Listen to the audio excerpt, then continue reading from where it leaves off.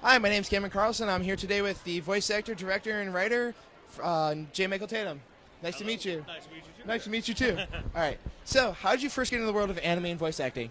I kind of by accident. A friend of mine was in the business, Chris Bevins, director of a lot of great shows, actor, writer in his own right, called me one day and was like, "Hey, I want you to come into audition," and I told him no, and he wouldn't take no for an answer, and I got in, and here I am. So that's the shortest version of that story I think I've ever told. I was going to say, he seems to be like the gateway drug for voice actors. I mean, we were talking to a lot of... He's an amazing director, so... So, I mean, like, other than the fact you were discovered by him, how was that transition, you know, from on stage or anything? It was tough, but, I mean, Chris is really such an incredible director, such an insightful director that he knows how to get inside your head, and he really shaped me into a voice actor, because it's a whole new bag of tricks from stage or film, you know, getting in front of a mic and without the luxury of an ensemble cast there with you. You know, it's crazy, but Bevins rocked it, and I mean, I wouldn't be the actor I am today without him. Absolutely, no way would I be. So he was my gateway drug. Gateway drug, all right.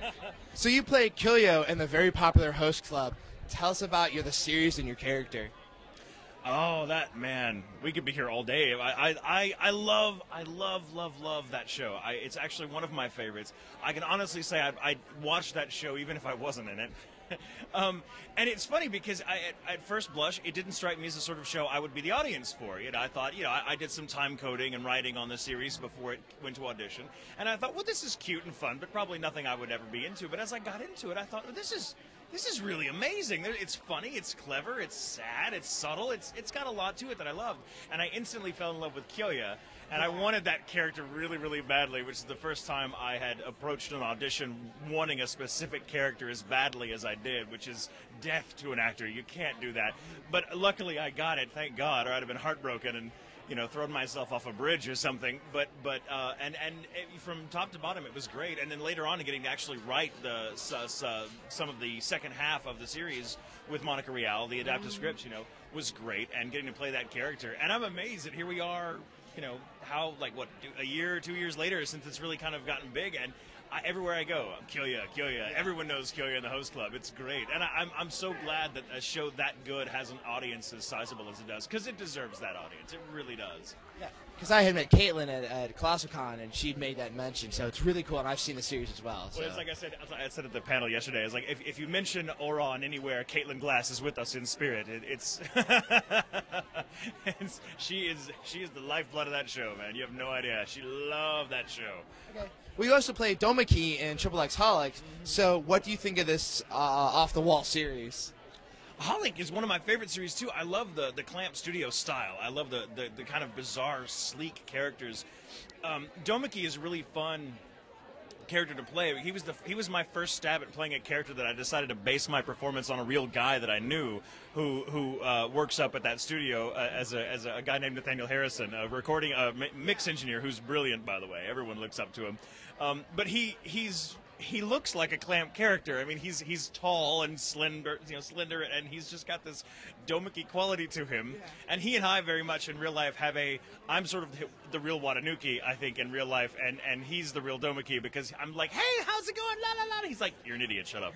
and so I would take him, you know, mentally into the booth and do it. And he was also mixing the recording for the show. So he'd be like, "Do you really think I sound like that?" And I'm like, "Yeah, I do."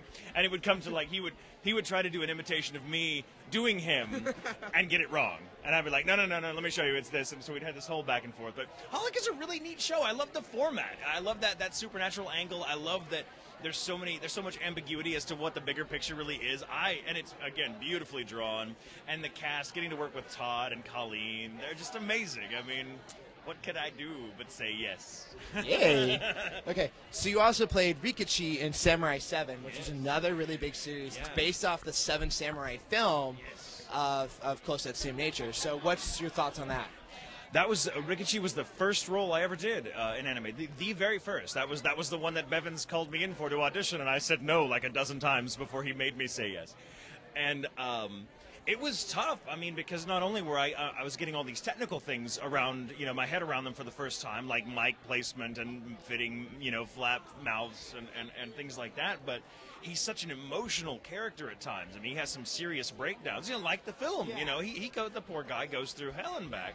But luckily I had the rest of the cast was often recorded beforehand, so I had the luxury of sort of getting to play off of these wonderful actors that were in the show, like Chris Sabat, of course, and Greg Ayers, and Bob Carter, and just to name a few. But the show itself was really. I mean, when he called me up, someone calls you up and says, hey, there's an anime based on your absolute favorite film ever, and we want you to play, like, a major part in it. I was like, no. That was why I said no, because I was so intimidated by it. And had it been anyone else but Bevins, I think it would have, me in that role, I think would have been a disaster, being new. But that role in particular will always be probably one of my favorites, because that's, I think, the role that shaped me into an actor. That's very good. So, is there a difference when voice acting a main character as opposed to doing some of the smaller characters, like Hillshire in Gunslinger Girl? What's the difference between doing those types of characters? There's sometimes when you have a character with a much bigger line count, the luxury is that you have a longer period of time to kind of find the voice, and that you have more elbow room to emote in, I guess would be the way I'd put it. But with someone like Domeki, even though he's not a small character, but he doesn't say a lot, it's harder to get the same idea across because you've got less words within which to do it. In your voice, the word, that's all you've got, when you're dubbing. So sometimes I find the smaller characters, as important as they tend to be, I love playing them because they're a real challenge to be distinctive and to get out everything you want to say in such a small little line here. You've got these little lines peppered throughout the show, and you better make them count. And it's much easier to do that when you've got more the elbow room of, say, a Kyoya or a Lawrence in Spice and Wolf who never shuts up, So yeah, that's the fun. It's great. It keeps me sharp. So I love the smaller characters. All right, cool. And recently you've done directing and writing. So how are you adjusting to that side of the mic? Do you prefer to have, hey, we need you to do this line, or you're the guy going, we need you to do this line? It's really funny. I don't think I don't know that anyone ever adjusts to this, but it's cool in that because the writing and the directing have informed my acting, and my acting certainly informs my directing. Because I think a good director has to be an actor, maybe not one that does anything in behind the mic, but yet for especially in dubs, I said this elsewhere, I think, but an actor has to sort of replace the rest of the cast for the actor recording, because they don't have the luxury of anyone else in the booth with them to play off of sometimes.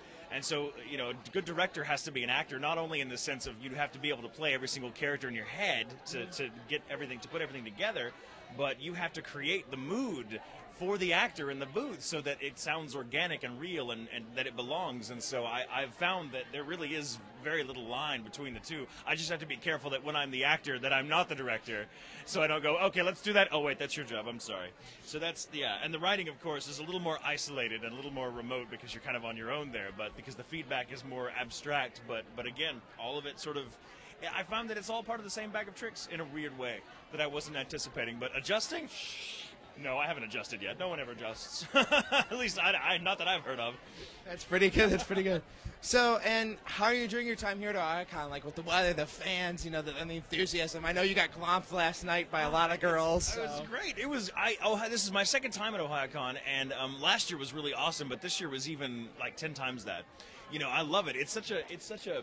I don't know how to describe it. It's such a family atmosphere. Everyone knows everybody. Mm-hmm. We're friends, and we, people from last year I recognize. I'm like, oh, you were the guy that would oh hi, and so it's really nice to see all the same faces again. It's so personal that way. I have such a blast. I'm sad that it's almost over. I hate the last day of cons like this because I'm like, I don't want it to be over. No one ever does. But as hopefully this is my first anniversary. Hopefully this is the first in a long line of Ohayocons in my life because I love this place. You liking the weather though? It's not that bad. Coming from Texas, where at least here winter makes up its mind. In Texas we have 30-degree weather one day followed by 80-degree weather the next, and so at least here it's like we're going to be 30 and 20 for a while. So you know how to pack. At least you have that advantage. So. All right. Are there any upcoming projects and/or roles you're allowed to talk about right now for 2010? The few things that are coming out that I can talk about, there's oh God, what can I talk about? Well, there's Full Metal Alchemist Brotherhood, where I'm playing Scar in that version, which is awesome, which has been a lot of fun. Big honor to be part of that project, because I think Full Metal Alchemist is one of the classics, and it's one of the best dubs I've ever seen. That's one I can talk about. A couple that have just come out. Spice and Wolf is recently out. Very, very proud of that. Brina Polinsky and myself and Jamie Markey, and a great cast, and directed by Jamie Markey and Joel McDonald.